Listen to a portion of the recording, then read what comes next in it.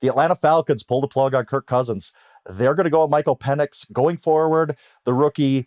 This is a huge move. I mean, this is one of those that it seemed like it might happen, but I kept saying, look, you can't unwind this clock. Once you go from Cousins to Penix, that's it. Like, I don't know that necessarily they can go back to Cousins if Penix struggles. This even has ramifications in the next year. You wrote about this. I just want to know, were you surprised that they made this move? And do you think it's the right move? The thing with the Falcons benching Kirk Cousins is I was not surprised that he's not starting this coming week against the Giants. I understand if you have 9 interceptions and 1 touchdown, I mean, usually you see the opposite numbers in the touchdown to interception ratio. It is challenging to continue starting that guy when you have a first-round pick just waiting there. I think what was more surprising to me was that the Falcons did not frame this as, hey, he's going through a slump. This week, Michael Penix is going to start. That's how I think I would have played it out if I were the Falcons and I believed in Kirk Cousins enough to give him $90 million guaranteed over the 2 years that they signed him. If I believed him enough to say, like, hey, he is going to be our guy. We get that he's coming off an Achilles. We get that there's going to be a play caller who has never worked with him before, but we believe in him. And to me, the fact that they are viewing this as he's done rather than he's in a slump, that is what is crazy to me, because there's such a financial hit, and you haven't seen Michael Penix play a pro NFL game yet. That's true. Let's get to the present right now with Penix. What do you expect out of him? I mean, he's barely played. Like, he played the one preseason game against Miami. He looked pretty good. Like, but it was like 12 passes, 13 passes, if I remember right. Like, it's hard to get anything from that. He hasn't played really any meaningful snaps in a regular season. Obviously, good college quarterback. We saw him at Washington. He was a baller, right? Like, he really, there's a reason the Falcons said, this is unconventional, but we're taking this guy anyway because we believe in him. What do you expect out of him these last 3 games?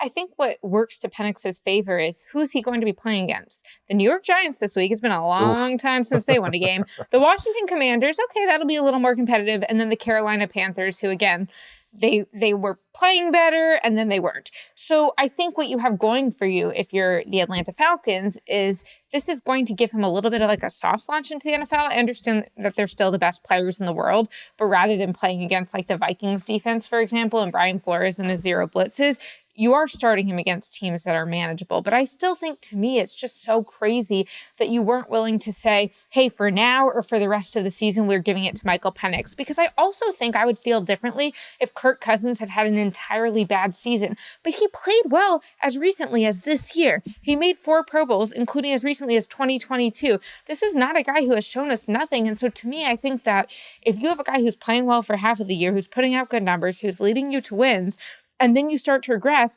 that is not a quarterback-specific thing to me. That is a team-wide issue. That is hey, are his receivers dropping the ball? Is he playing well in some parts and then the field goals?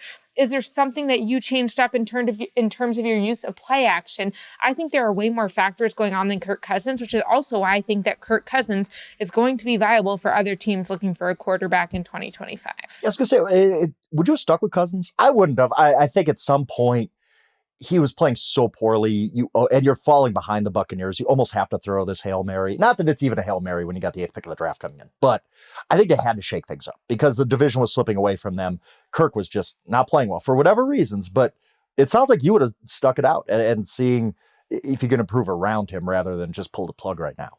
So here's the difference. I wouldn't have stuck it out for this week, and I'm not sure I would have given him another chance in the next 3 games barring injury to Michael Penix.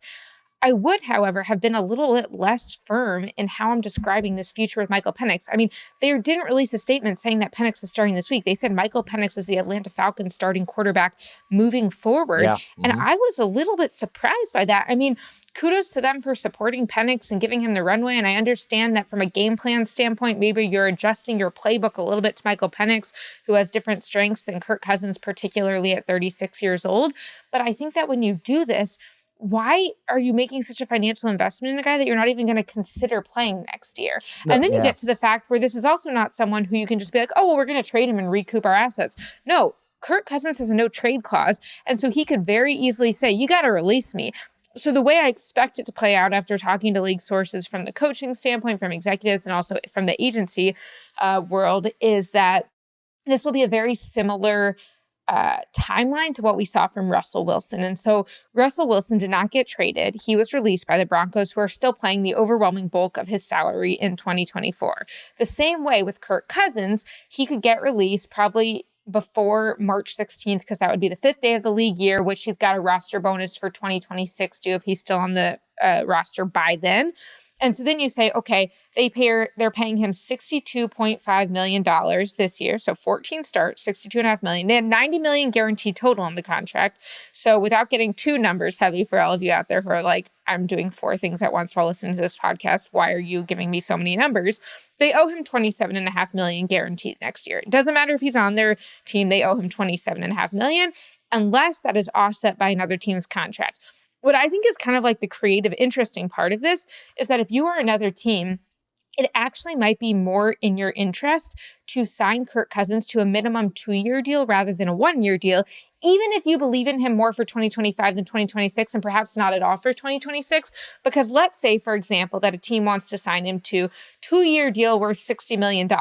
Well, they could pay him the veteran minimum $1.2 million the first year, and then basically have it be 58.8 the second. And then when you think of the 60 million in total, you are getting, 26.3 of that from the Falcons. And so essentially you can borrow $26.3 million from the Falcons if you decide to sign Kirk Cousins for 2 years. And then the question to me becomes, Frank, do you expect Kirk Cousins to be starting next year, or do you expect him to be a backup? It's such a tough question because in so many ways, I think Kirk might be done look, you talk about why? He played well this two year. reasons, and it's 2 obvious reasons.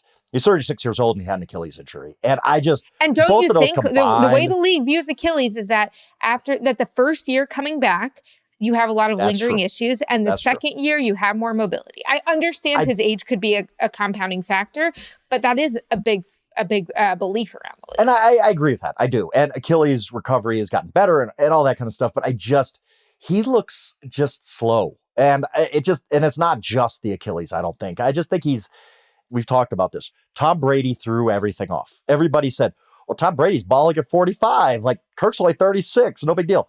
Most quarterbacks are starting to hit the wall right now. And so you talk about 2-year deal. I don't know that I would trust a 2-year deal with Kirk Cousins, who's going to be 37 next year.